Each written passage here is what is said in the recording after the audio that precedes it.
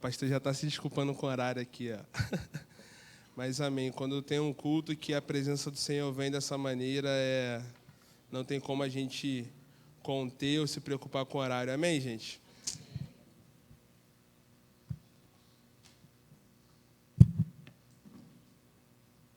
Deixa eu só ajeitar aqui. Você está bem, irmão? Amém? Aleluia. Glória a Deus. Antes de eu começar, deixa eu explicar aqui, a gente tem compartilhado aí até um mês já, ou um mês e meio mais ou menos, a gente tem enviado alguns vídeos aí do YouTube para vocês verem lá, que eu estou compartilhando uma mensagem através de um canal, chama Deep Devotion, que significa profunda devoção. Então, é um canal que a gente tem o objetivo de compartilhar a mensagem para provocar todos aqueles que são discípulos de Jesus a ter uma vida mais profunda em Deus. Amém? Então, depois você acompanha lá e tamo junto. Queria que você fechasse seus olhos nessa noite. Nós vamos orar. Pai, nós estamos aqui reunidos na Tua casa e nós te glorificamos porque a Tua presença é real. A Tua presença é real nesse lugar. A Tua presença é real nessa comunidade. E nós te louvamos porque a Tua presença está aqui. Nós te louvamos porque o Senhor nos tirou do império das trevas e nos colocou no reino do Filho do Seu amor. E em Cristo nós temos a plenitude de poder, de graça, de redenção, de salvação. Em Cristo nós temos tudo o que nós precisamos para viver todos os dias aqui na terra, Pai. Muito obrigado por tudo, que essa palavra aqueça os nossos corações, que possamos sair daqui completamente transformados pelo poder da Tua palavra, em nome de Jesus, Pai. Amém. Aleluia. Hoje nós vamos caminhar por alguns textos, nós vamos continuar nessa série de ministrações acerca do Espírito Santo. Hoje eu vou falar um pouco sobre os 7 Espíritos de Deus. Então a gente vai ler bastante a Bíblia. Então, time da mídia, Miguel, meu amigo, fique esperto aí que eu vou falar e você já solta em 3 segundos, entendeu? E para a gente conseguir ganhar um pouco de tempo, você não precisa se preocupar em abrir a sua Bíblia, mas se você puder anotar as referências para você conferir em casa depois, não tem problema. Então, nós viemos falando um pouco sobre o Espírito Santo. Galber falou sobre quem é o Espírito Santo, a teologia da Trindade. Depois nós entramos nos dons do Espírito e hoje nós vamos entrar nos 7 Espíritos de Deus. E a pergunta que não quer calar, né? O que significam os 7 Espíritos de Deus? O que isso representa? O que isso pode mudar na minha vida? Como entender isso e trazer de forma prática para a minha vida? Isso tudo você vai ouvir aqui hoje, então preste bastante atenção para você não sair com dúvidas, mas se você tiver dúvidas, você pode me procurar depois também. Então, abre comigo aí em Apocalipse, capítulo 1, verso 4. Diz assim, aí Miguel já pegou a visão, já está rápido, é isso aí, garoto. Apocalipse 1, verso 4 diz assim, João, as 7 igrejas que estão na Ásia, graça e paz seja convosco da parte daquele que é, e que era, e que há de vir, e da dos 7 Espíritos que estão diante do seu trono. Então, o primeiro ponto aqui, ele já destaca, João escrevendo Apocalipse, ele já destaca sobre esses 7 Espíritos. Vamos para Apocalipse 3, verso 1. Ao anjo da igreja em Sardes escreve, isto diz o que tem os 7 Espíritos de Deus e as 7 estrelas. Depois continua dizendo mais coisas. Então, o que ele fala novamente aqui, João? Ele cita novamente os 7 Espíritos de... Amém, aleluia. Apocalipse, capítulo 4, verso 5. Diz assim, ó, Flamengo ganhou? Diz assim, Apocalipse, capítulo 4, verso 5. E do trono saíam relâmpagos, trovões e vozes, e diante do trono ardiam 7 lâmpadas de fogo, as quais são os... Mais um texto em Apocalipse. Apocalipse 5, verso 6.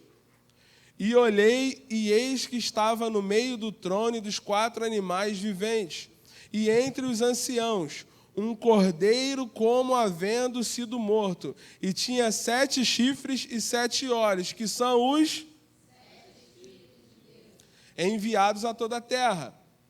Então, em Apocalipse, nós vamos ver essas citações algumas vezes acerca dos 7 Espíritos de Deus, amém? Está claro aqui para todo mundo, então. Agora, o que são os 7 Espíritos de Deus? Eu queria que você abrisse comigo no capítulo 11 do profeta Isaías.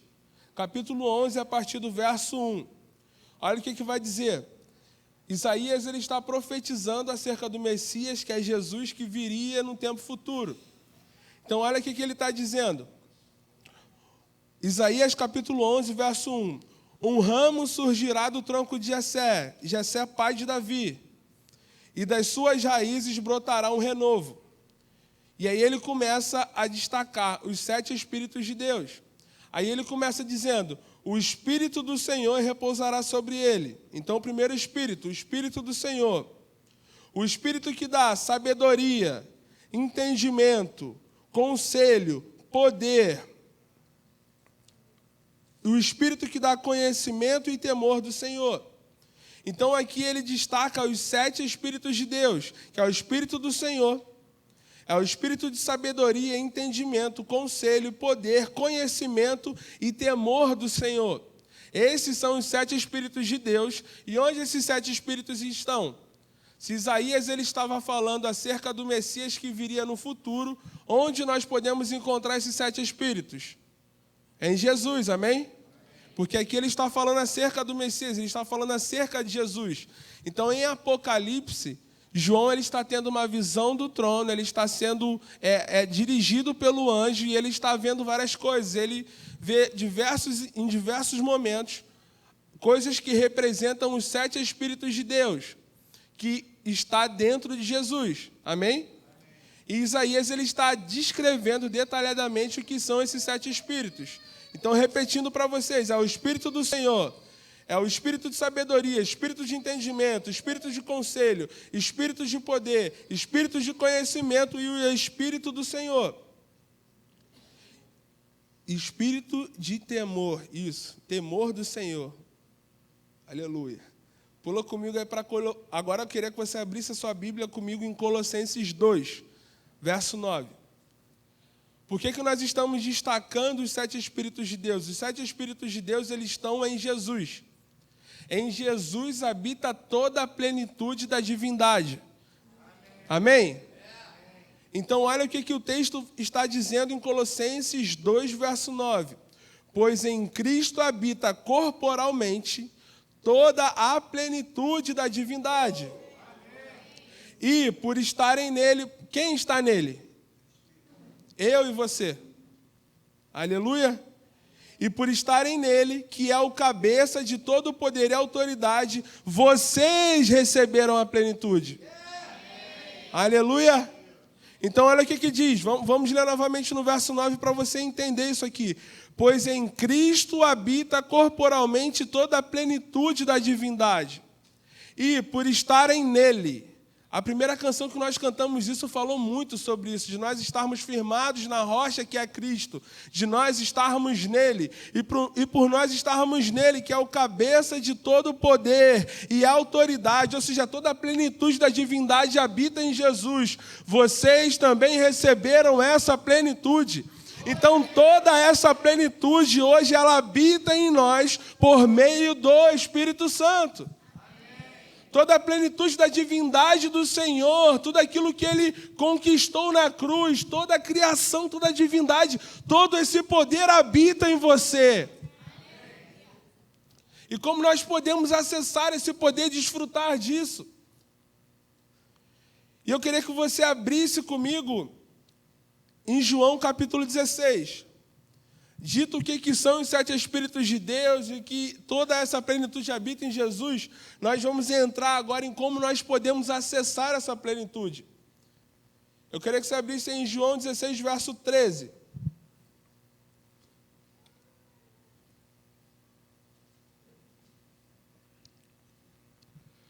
Olha o que Jesus está dizendo. Mas quando o Espírito da verdade vier, ele os guiará a toda a verdade. não falará de si mesmo, falará apenas o que ouvir e lhes anunciará o que está por vir.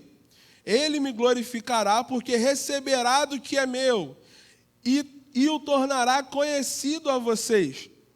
Tudo que pertence ao Pai é meu. Por isso eu disse que o Espírito receberá do que é meu e o tornará conhecido a vocês. Aqui Jesus está falando da promessa do Espírito Santo que habita em nós hoje, amém? Então, o Espírito Santo, ele tem uma função, que é revelar Cristo para nós. Então, existe toda essa divindade, a plenitude da divindade está habitando em Cristo. E o Espírito Santo, ele tem a missão de revelar e de tornar conhecido isso a nós. Então, deixa eu te falar uma coisa. Quando nós nos relacionamos com o Espírito Santo, nós estamos nos relacionando com toda a plenitude de poder que habitava em Jesus, que habita em Jesus. Então, quando nós oramos por cura e depositamos a fé, não nas nossas palavras, mas na convicção de que Jesus pode fazer, esse poder ele emana de nós para poder curar pessoas. Porque do nosso interior fluirão rios de água viva. E os rios de água viva que fluem do nosso interior, por onde ele passar, vai trazer vida. Amém. Aleluia! Então, para pensar aqui comigo. Toda a plenitude que está em Cristo, o Espírito Santo carrega consigo, pois recebeu dele. E além disso, a missão do Espírito Santo é nos guiar em toda a verdade e tornar essa plenitude conhecida por nós. Amém? E aí eu estou falando aqui, talvez você se pergunte, como nós conseguiremos acessar toda essa plenitude?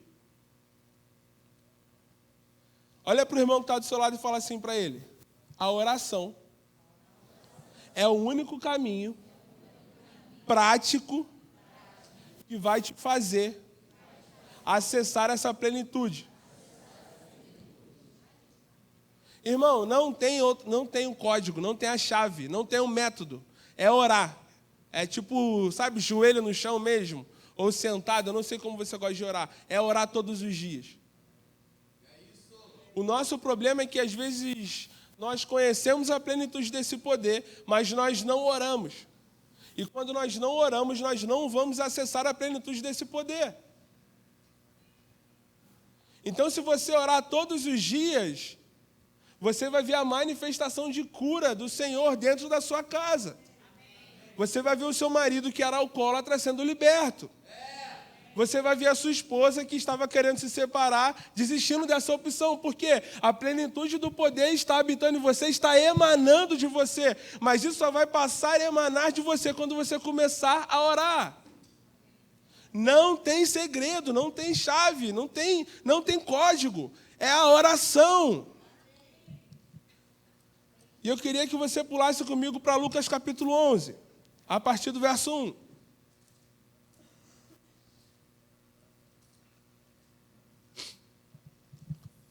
Certo dia, Jesus estava orando em determinado lugar. Jesus estava fazendo o quê?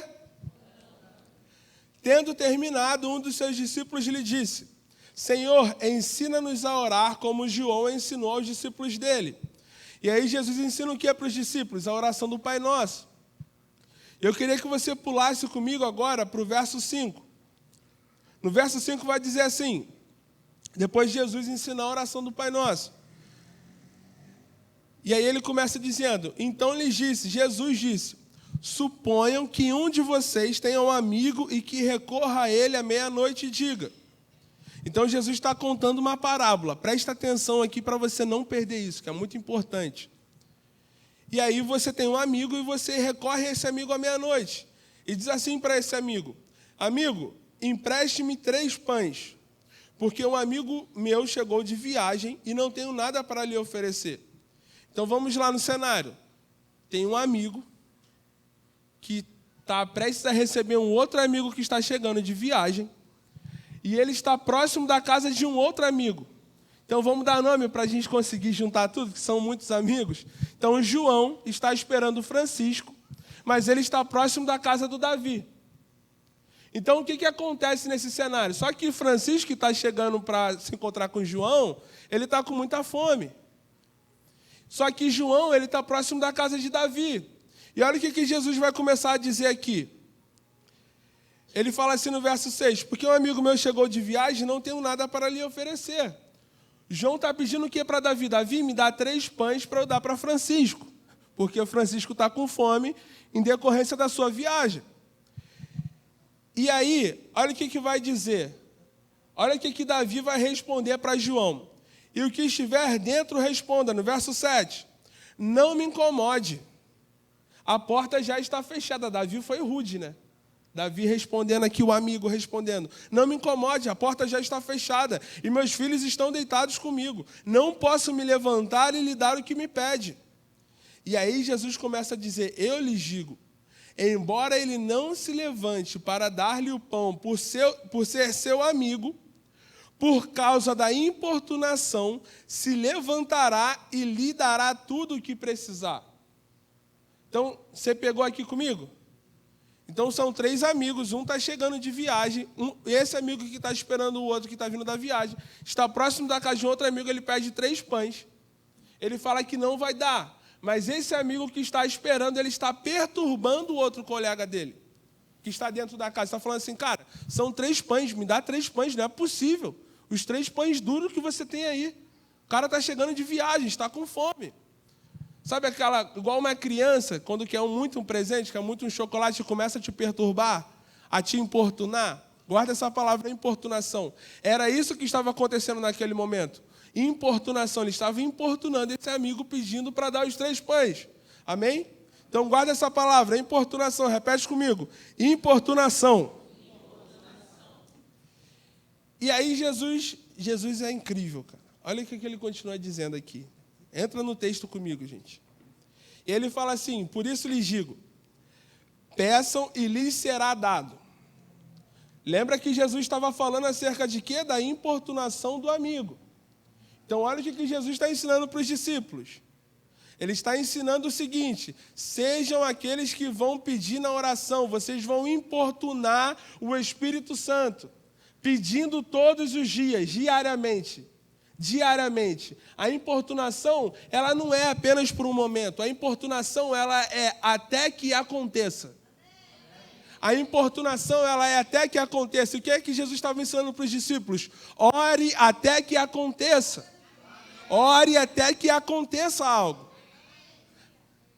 Galber gosta muito desse exemplo. Elias, quando está no monte, que ele fala que o tempo fechando não vai chover mais em Israel, e depois ele fala que vai chover de novo, ele sobe para o monte, e ele fala assim, vê lá, ô jovem, se está vindo a nuvem. Não está vindo não, e ele começa a orar até que a nuvem apareça. Os discípulos permaneceram lá em Jerusalém, orando e adorando a Jesus até que do alto foram revestidos. Por que os discípulos fizeram isso? Porque os discípulos aprenderam o poder da importunação através da oração. E olha o que Jesus começa a dizer. Volta comigo para o texto. Senão a gente já vai decolar aqui. Pois todo o que pede, recebe, o que busca, encontra. E aquele que bate a porta será aberta. Ele continua no 11. Qual pai entre vocês, se o filho lhe pedir um peixe, lembra do quesito da importunação. Qual pai entre vocês, se o filho lhe pedir um peixe, em lugar disso lhe dará uma cobra? Ou se pedir um ovo, lhe dará um escorpião? Se vocês, apesar de serem maus, sabem dar boas coisas aos seus filhos, quanto mais o Pai que está no céu dará o Espírito Santo a quem o pedir. Ah, eu não creio, eu não acredito. Você orou até aqui? Você importunou o Espírito Santo para que você comece a crer? Esse é o nosso problema às vezes, irmãos. A gente espera que vai acontecer algo mirabolante e deposita a nossa confiança no sermão de domingo. Deposita a nossa confiança numa conversa que eu estou expondo meus problemas para o meu líder. Não, ele vai me dar um conselho de sabedoria e isso vai mudar minha vida. Ei, não vai. O seu líder não tem poder de mudar a sua vida. O pastor Galber, por mais que ele tenha a maior intenção e a melhor intenção, ele não tem o poder de mudar a sua vida. Mas se você importunar o Espírito Santo, ele é o único que tem poder para poder mudar a sua vida.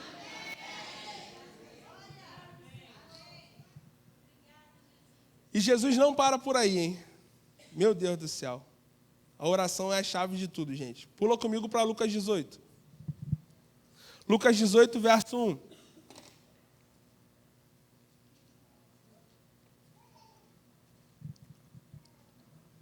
Diz assim: então Jesus contou aos seus discípulos uma parábola, para mostrar-lhes que eles deviam o quê? Não, vocês não estão olhando junto comigo, não. Para mostrar-lhes que eles deviam o quê? Você está aqui comigo então, né? Você está pegando. Olha, o texto está muito claro. Orar quando? Sempre.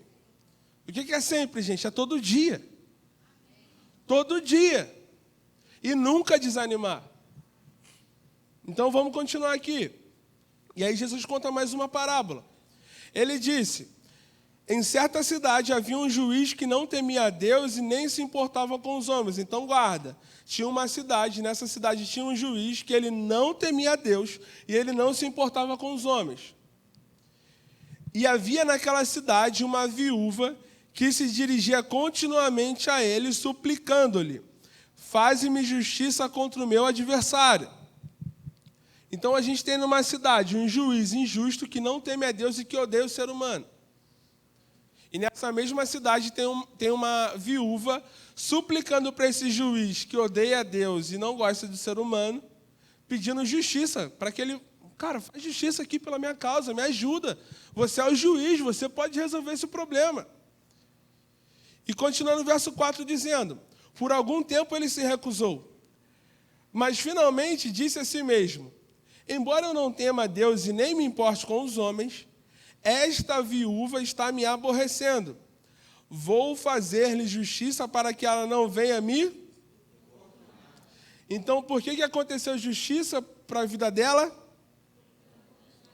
Pela importunação. E quem está contando essa parábola?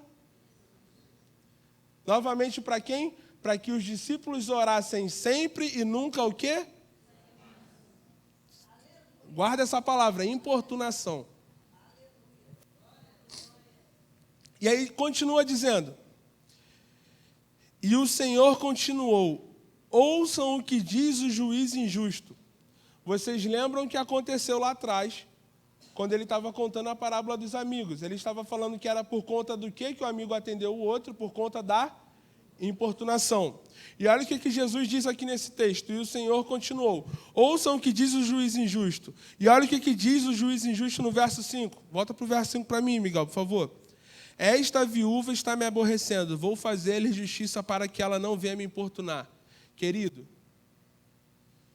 é até aqui. É a importunação. Eu nem sei se poderia usar esse termo, sabe? Mas é tipo perturbar o Espírito Santo. Tem que acontecer. Tem que acontecer. Tem que acontecer, tem que acontecer. É todo dia, sem cessar, orando sem cessar, continuamente.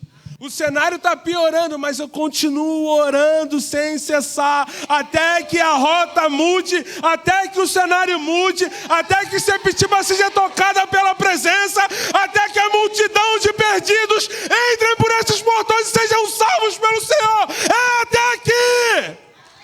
É até que aconteça, até que Ele venha. Todos os dias.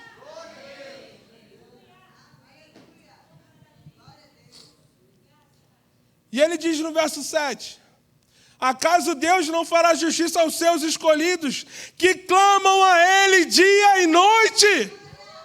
Continuará fazendo-os esperar. Eu lhes digo, Ele lhes fará justiça e depressa. É a importunação através da oração. É nesse lugar que nós devemos estar como igreja. Sabe por que essa igreja não enche? Porque você não ora em casa. Sabe por que não aparece mais demônio para a gente expulsar? Porque você não ora em casa. Se você continuar numa vida sem oração, irmão, nada vai acontecer. Aí você vai botar crítica em um monte de coisa. É o culto que não termina na hora. É a pregação do pastor. É a banda que estava ruim. Por isso que o povo não fica.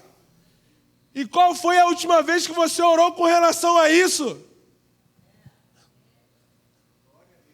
A responsabilidade é nossa, não é de uma pessoa, mas é nossa. A minha oração nessa noite é: Senhor, levanta nessa casa não uma pessoa, mas uma igreja que ora todos os dias nos seus lares. É uma igreja que ora. Não é um pastor que gosta de oração, mas é uma igreja que ora. E não é orar aqui, irmão, é orar na sua casa.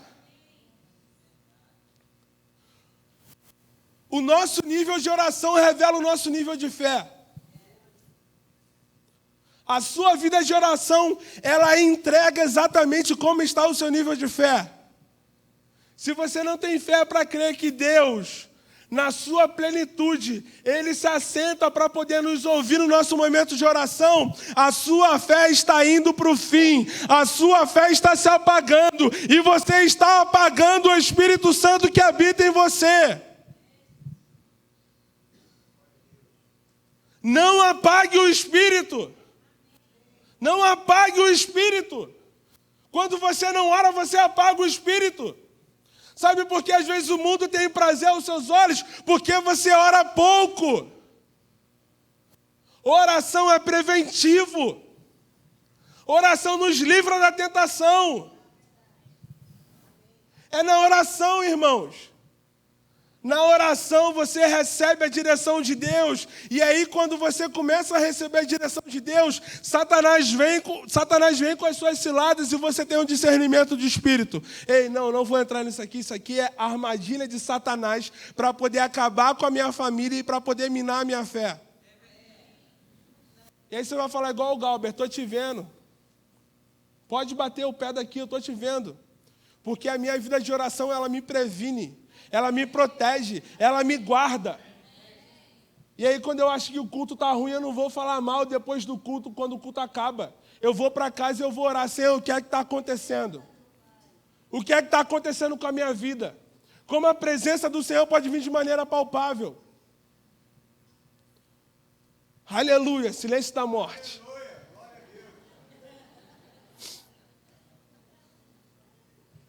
Vamos lá. Então você pegou importunação. Glória a Deus. Parece que às vezes a gente volta, né, para a normalidade da vida. Eu anotei algumas coisas aqui que são muito importantes. A oração é o segredo para você acessar essa plenitude.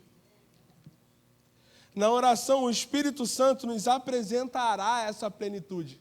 Lembra dos 7 Espíritos de Deus, que toda a plenitude da divindade habita em Cristo? E que o Espírito Santo tem a função de nos revelar esse poder, de nos mostrar esse poder. Então, na oração, o Espírito Santo nos apresentará essa plenitude. Porque ao final de ensinar a oração do Pai Nosso, Jesus estava falando assim: vocês precisam pedir pelo Espírito Santo. A nossa vida de oração, ela revela o nosso nível de fé. Um povo que ora não é abalado. Um povo que ora não cai nas armadilhas de Satanás. Um povo que ora deposita sua confiança em Deus. Um povo que ora verá a conversão de muitos perdidos. Um povo que ora vai ver a transformação econômica e social do seu bairro. Um povo que ora não perderá sua família para Satanás.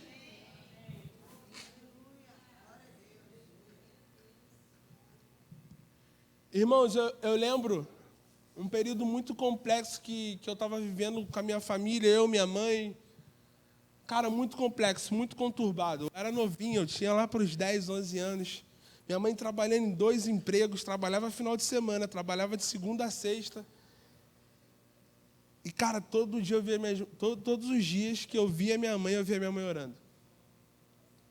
O cenário estava ruim, meu irmão. Estava tenso.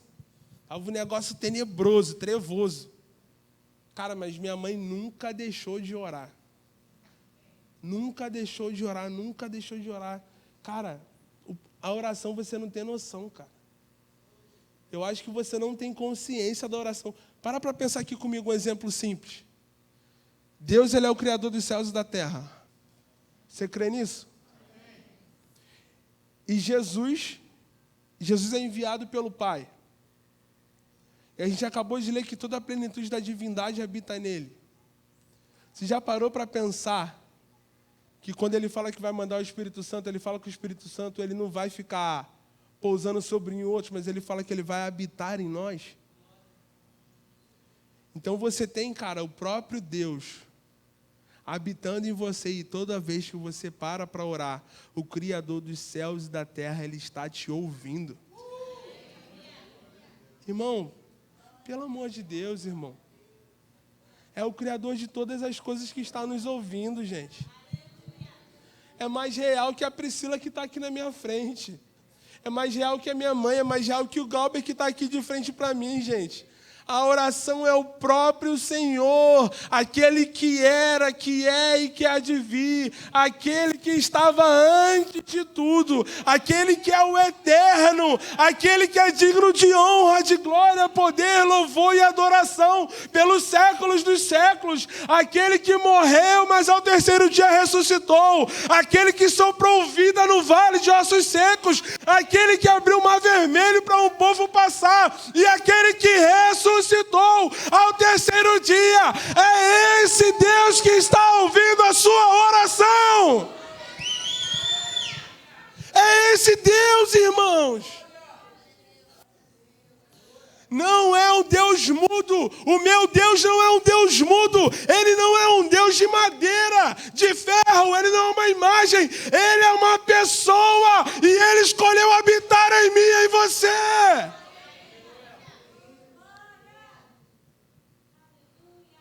E nós precisamos acessar isso, irmão. Uma igreja que ora, ela se torna uma igreja triunfante.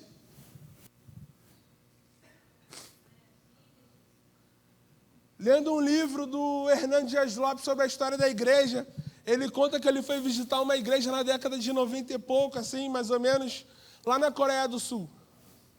Ele chega naquela igreja, é uma expedição com muitos pastores, e ele chega naquela igreja, e eles vão para a primeira reunião de oração. Não era 8 horas da noite, era 4 horas da manhã. Todos os dias. 4 horas da manhã. E ele falava assim no livro, essa era a reunião mais cheia da igreja. A reunião de oração, 4 horas da manhã. E como era uma expedição de pastores, depois eles vão conversar com o pastor sênior daquela igreja, o pastor presidente, e eles perguntam, pastor, por que é que você faz essa reunião 4 da manhã? A gente não entendeu muito bem. É assim, quando eu falo de igreja cheia, eu estou falando de igreja de 5 mil, 10 mil pessoas. Igreja cheia real, sabe? Muitas, multidões de pessoas. De não ter lugar no estacionamento, ele relata no livro. E ele pergunta assim, por que é que essa reunião é 4 da manhã, pastor? E o pastor fala assim para ele, então, aqui o povo lá fora, eles acordam 5 da manhã para poder adorar Mamon. E a gente acorda às 4 para poder estar diante do Senhor todos os dias. Porque o nosso Deus é maior do que Mamon. E depois ele conta mais um detalhe, ele está com outro pastor. E ele, no livro ele fala assim que a confiança da nação não está depositada no presidente, mas está depositada na capacidade que a igreja tinha de influenciar e discipular aquela nação. Porque todas as pessoas que ocupavam cargos de liderança naquela nação eram pessoas que amavam ao Senhor. E aí ele conta uma história em que o presidente liga para o pastor daquela igreja, e esse pastor ele se recolhia em todo o período da manhã, até meio-dia, 1h da tarde, para poder orar. E o presidente liga para a secretária dele e fala assim, eu quero falar com o pastor, então, é que ele não vai te atender, não. Não, mas é que é o presidente. Ele não vai te atender, não, mas por que ele não vai me atender? Ele está me orando. Ele está orando. Mas como assim ele está orando? Ele não pode parar de orar para poder me atender? Não, não pode. E aí depois, né, o presidente desistiu, o presidente liga novamente na parte da tarde, e ele atende. O presidente fala, pastor, por que o senhor não me atendeu? Eu só estava orando. Ele falou, muito mais importante do que falar com você é eu poder falar com o meu Deus todos os dias. Irmão, ao Bolsonaro ligar para o Galber, falar assim, não dá para eu falar não. Eu estou orando. É o Lula, né? É o Lula. Vocês já entenderam, já que eu não gosto dele, na brincadeira. Aleluia, mas é nosso presidente, a gente tem que orar por ele. Até aqui. Agora como é que volta aqui? Ó? Vamos lá. Gente, vocês me dão só mais 10 minutos, eu já vou terminar. Aleluia. Eu queria que você fosse comigo para João 14. Aqui a gente entende que nós só vamos conseguir acessar toda essa plenitude quando nós entrarmos num lugar de quê? Oração. Amém? E na oração você precisa importunar, é orar todos os dias até que aconteça. E olha o que acontece, a consequência. Então a gente explicou o que são os 7 Espíritos de Deus, nós explicamos para vocês como nós podemos entrar e acessar a plenitude dessa divindade. E a pergunta que não quer calar, qual a consequência disso? O que Jesus falou acerca disso? Então vamos lá, João 14, a partir do verso 12.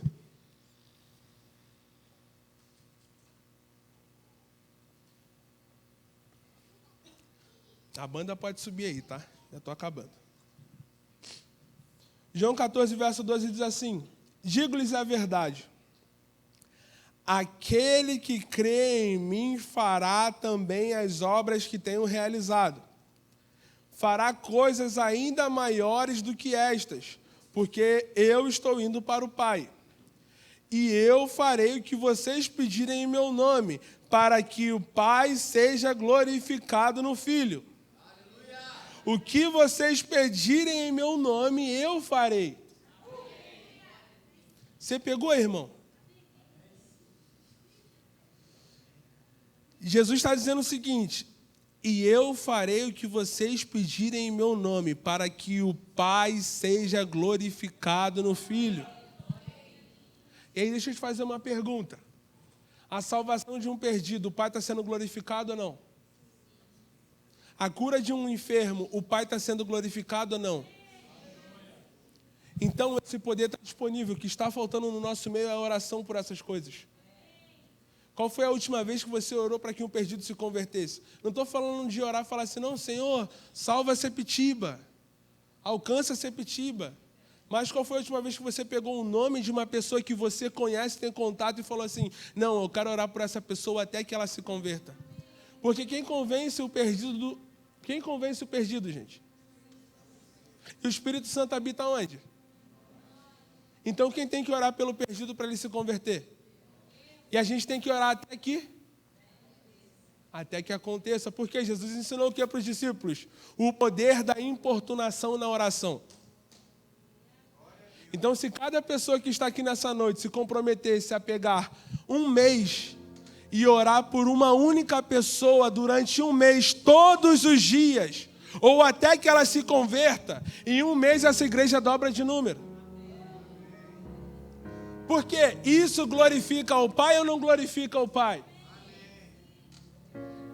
E preste atenção, eu não estou falando de números ou de resultados. Eu estou falando da expansão do Evangelho do Reino em Sepetiba. Eu estou falando da transformação econômica, social, cultural desse bairro. Eu estou falando de jovens que estão sendo assolados pelas garras do inferno, sendo salvos. De famílias que estão se acabando nesse exato momento, aqui. Talvez a sua família esteja nessa situação. Talvez a sua vida esteja nessa situação. Mas a convocação do Espírito Santo nessa noite é: você precisa orar até que aconteça.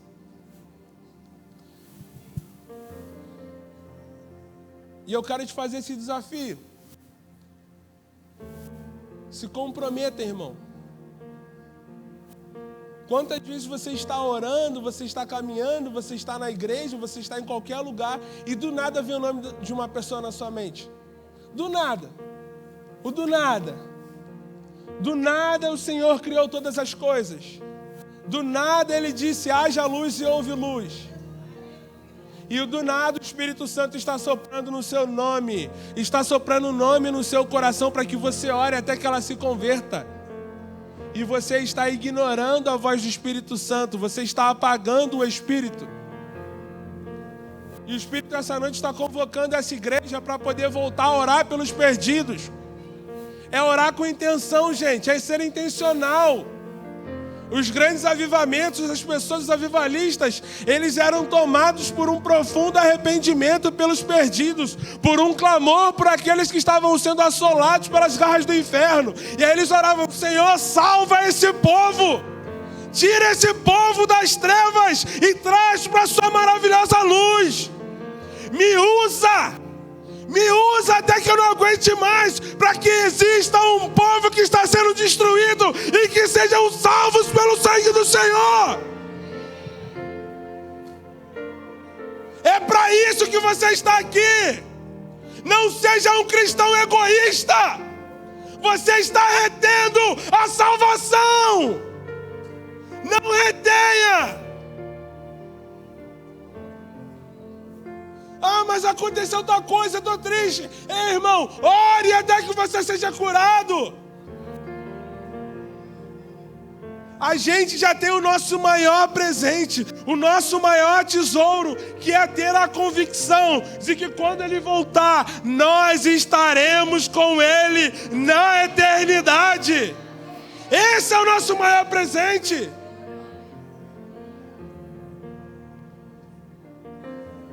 Olha o que diz em Tiago 4, verso 2. Vocês cobiçam coisas e não as têm. Matam e invejam, mas não conseguem obter o que desejam. Vocês vivem a lutar e a fazer guerras. Não têm porque não pedem. Esse é o primeiro nível de crente que Tiago está falando. O crente que não tem porque não pede, não tem porque não ora, não tem porque não importuna. É um crente que não tem vida de oração. A sua fé está por um triz, irmão. É você tomar uma chamada de atenção e você sair da igreja. Porque você não é espiritual, você é carnal.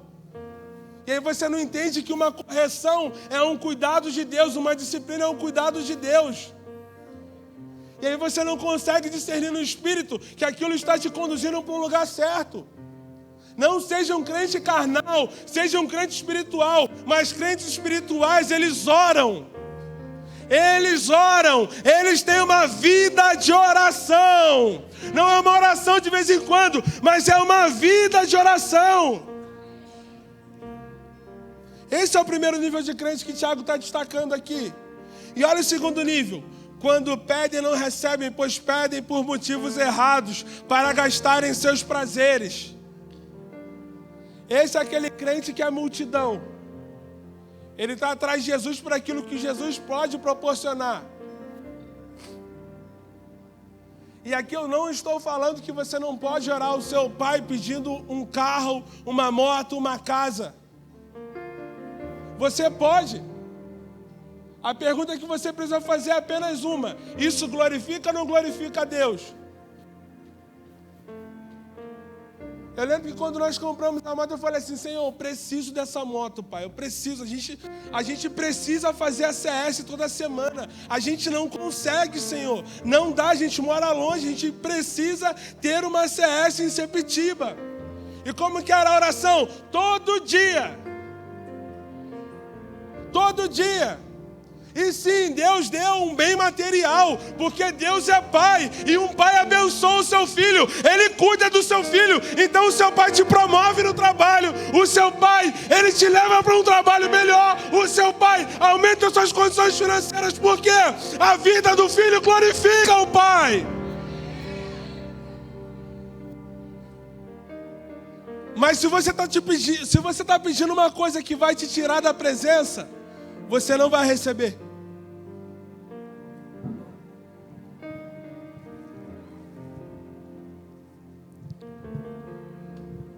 Queria que você ficasse de pé.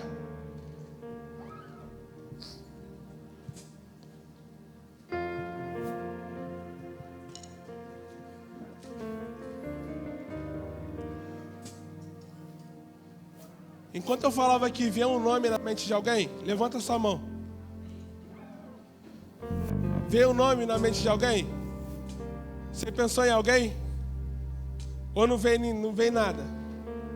Anota esse nome. Abre o teu celular agora e anota esse nome. Ou se não vem, irmão, pensa em alguém que você quer que seja salvo. Pelo amor de Deus. Não precisa espiritualizar tudo também. Alguém que você fala assim, não, essa pessoa precisa ser salva. Pega, anota no teu celular, anota no papel, faz alguma coisa. E nesse momento, como igreja, você não vai orar para que Deus alcance Sepetiba apenas, mas você vai orar para que essa pessoa seja convencida pelo poder do Espírito Santo. Eu queria que a música ficasse bem baixinha, porque às vezes a gente faz muito barulho com a música e aí você nem ora. E nessa noite nós vamos orar. Sabe o que a palavra diz? Que o Deus desta era cegou o entendimento dos descrentes para que eles não vejam a luz da glória de Cristo. E sabe quem é o Deus dessa era? Satanás e seus demônios. E sabe quem já derrotou Satanás e seus demônios? Jesus. E nós estamos assentados com eles nas regiões celestiais. Ele habita em nós. E aí quando nós oramos, Senhor, Michel é o nome que vem na minha cabeça. Sempre vem meu amigo, cara, meu sócio do Lava Jato. Sempre vem o nome dele na minha mente. A sua oração vai ser assim: Espírito Santo, eu te apresento tal pessoa, eu te apresento o Michel. O Deus dessa era cegou o entendimento dele para que ele não veja a luz da glória de Cristo. Mas a tua palavra diz que quem convence o homem do pecado e do juízo é o Senhor. Então vai de encontro nele agora. Vamos, queridos, comece a orar. Levante as suas mãos em direção a essa pessoa. Levante as suas mãos em direção a essa pessoa. Chame o nome dela. Vamos, irmãos, aumente o nível da sua oração. Ora com força. Você está numa batalha agora. Numa batalha não tem silêncio. Uma batalha tem barulho. Espadas estão se batendo. Vamos! Para que Satanás ele seja destronado no coração dessas pessoas. Aumenta o nível da tua oração. Senhor, aumenta o nível de oração nessa igreja nessa noite. Paixão e compaixão pelos perdidos. Salva essa geração, Senhor. Salva os perdidos.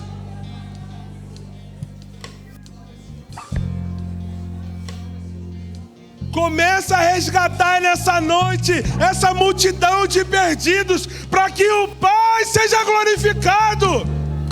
É para que o teu nome seja glorificado.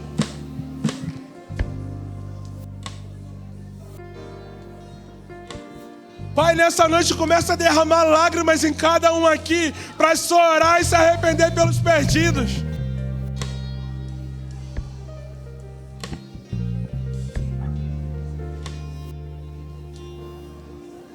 Vamos, querido, uma igreja que ora, ela é triunfante. Uma igreja que ora, ela desfruta da ação divina, hoje e sempre, porque o Pai está sendo glorificado.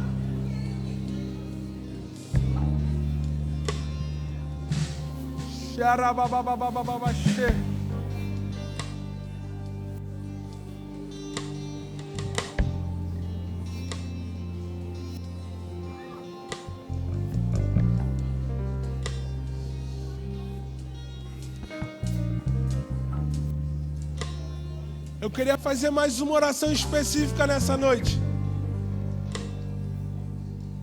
Eu sei que nessa igreja existem pessoas que carregam essa paixão pelos perdidos. Mas por algum momento da sua vida, essa chama apagou, isso se esfriou. Você se desmotivou por alguma coisa. Ou talvez você só não está sabendo também como lidar com essa chama, essa paixão pelos perdidos. E eu queria te chamar aqui na frente para a gente orar por você. Vamos, irmãos. Você que ama os perdidos, vem aqui na frente, a gente quer orar por você. Você que sabe que tem uma graça para poder compartilhar a mensagem por onde você passa.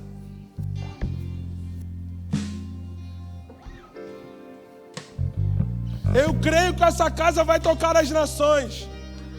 Eu creio que essa casa vai romper barreiras que nós não temos nem dimensões hoje.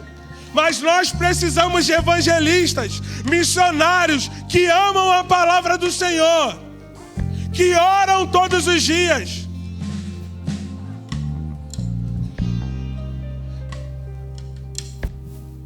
Pai, nós oramos nessa noite. Eu queria que os pastores começassem a impor as mãos sobre esses irmãos.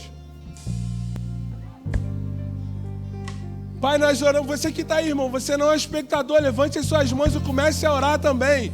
Ore em línguas, comece a glorificar o Senhor. Você que está aí, que o Espírito Santo falou com você, vem aqui na frente também. Existe uma graça nessa noite. É um tempo de romper e de avançar. Pai, nós oramos nessa noite por esses irmãos que estão aqui na frente.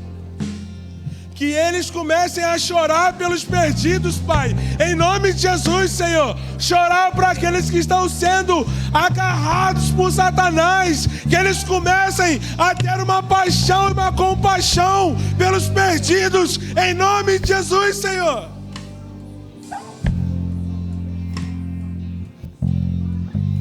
Começa a despertar, Pai.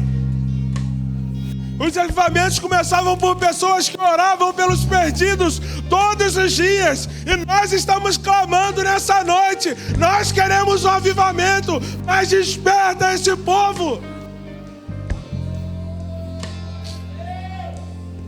Nós oramos para que os medos que paralisavam sejam retirados em nome de Jesus. Dores, feridas, frustrações, seja curado nessa noite em nome de Jesus. Vozes exteriores que te incapacitavam, que colavam, que colocavam sua fé em questão, sejam silenciadas em nome de Jesus. Que os dons do Espírito, dons de curar, comecem a florescer no meio desse povo. Porque a nossa intenção é ver o Pai sendo glorificado.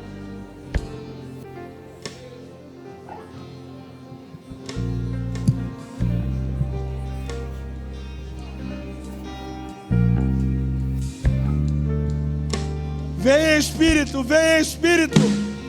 Rompe as nossas barreiras intelectuais, as nossas barreiras físicas. Nós te suplicamos nessa noite um nível mais profundo de oração.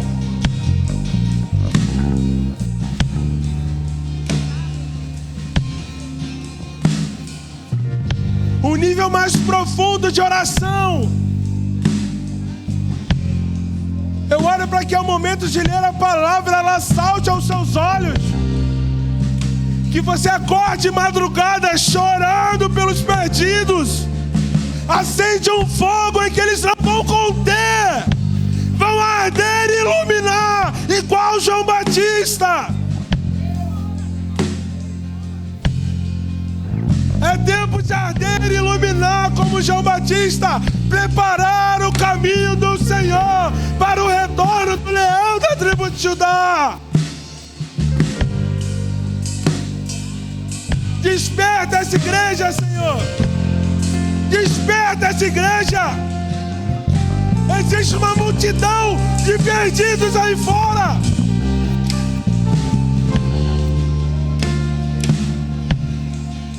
O Senhor ia acrescentando aqueles que iam sendo salvos, mas o povo em Atos orava diariamente. É na oração que os convertidos crescerão.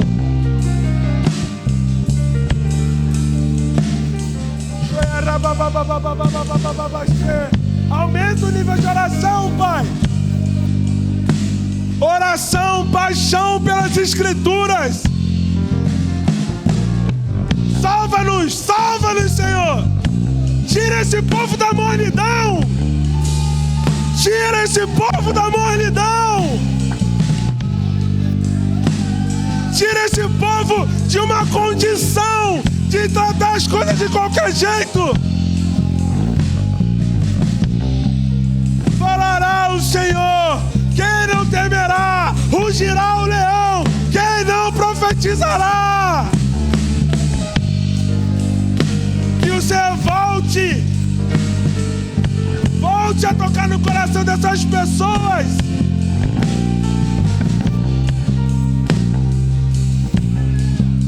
Que as escamas comecem a cair dos olhos nessa noite.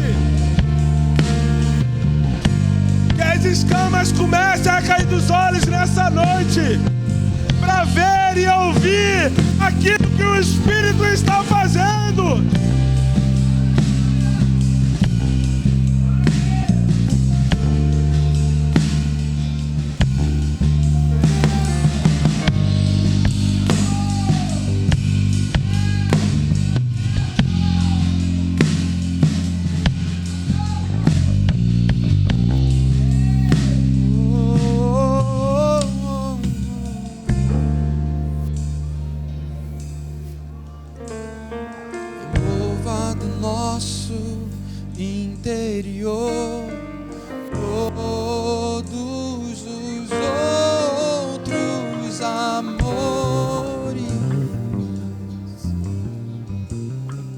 Todo amor que é rival,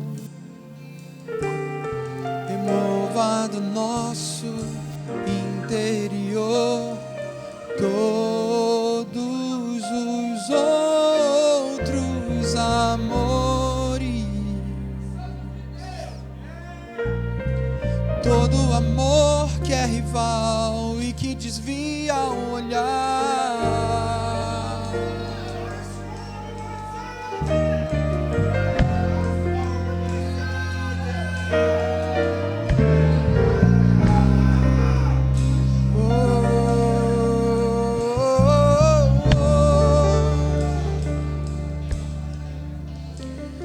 Remova do nosso interior todos os outros amores.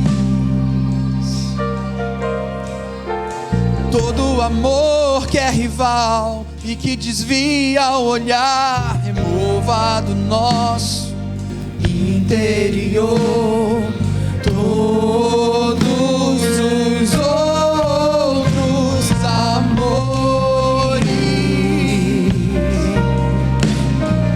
Todo amor que é rival e que desvia o olhar.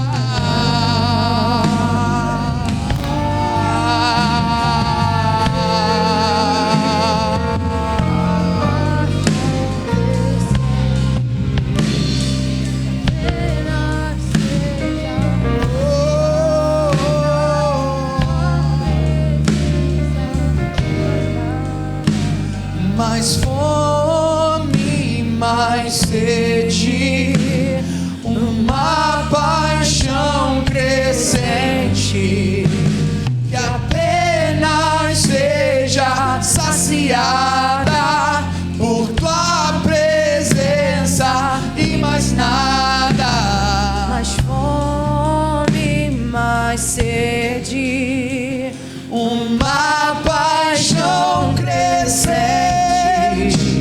que apenas seja saciada por tua presença e mais nada.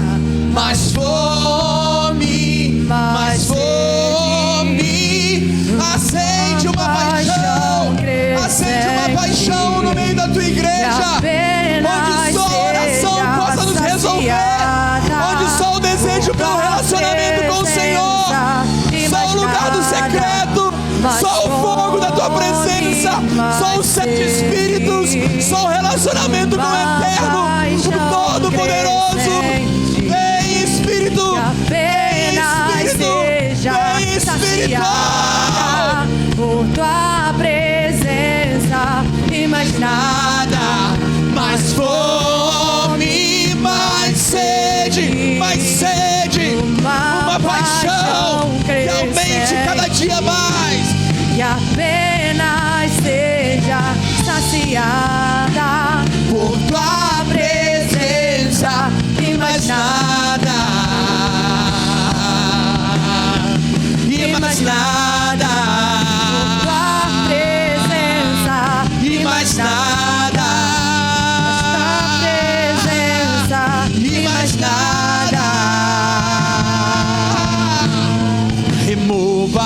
nosso interior. Ore isso, ore. Todos os outros Faça dessa sua oração amores, todo amor que é rival, que me desvia o olhar, remova do nosso interior. tudo aquilo que me faz cegar, tudo aquilo que me faz cansar na jornada. Outros amores, Todo amor que é rival e que desvia o olhar.